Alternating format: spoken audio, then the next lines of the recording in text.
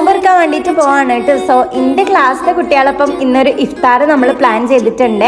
Eats മോഫിയറിൽ വെച്ചിട്ടാണ് കേട്ടോ നമ്മൾ ഇഫ്താർ പ്ലാൻ ചെയ്തിട്ടുണ്ടായിരുന്നത്. എല്ലാവരും പല പല സ്ഥലത്തു നിന്നായതുകൊണ്ട് കുറച്ചൊക്കെ ലേറ്റ് ആയി പോയിട്ടോ, കുറച്ച് പേര് എത്താൻ വേണ്ടിയിട്ട്. ഈ ഒരു കഫേന്റെ വ്യൂ അടിപൊളിയാണ് കേട്ടോ. ബീച്ച് കണ്ടിരുന്ന് നമുക്ക് നോമ്പ് തുറക്കായിരുന്നു. നല്ല സൺസെറ്റ് കണ്ടിട്ടുണ്ടായിരുന്നു കേട്ടോ. ഞങ്ങൾ പോയ സമയത്ത് അടിപൊളി ആംബിയൻസ് ആണ്. നമ്മൾ ക്ലാസ്സിലെ കുട്ടികളിൽ കുറച്ച് പേര് വന്നിട്ടില്ല കേട്ടോ, പക്ഷെ എല്ലാ ആൾക്കാരെ വെച്ചിട്ട് നമ്മൾ അടിപൊളിയാക്കിയിട്ട് പ്രോഗ്രാം കഴിച്ചിട്ടുണ്ടായിരുന്നു.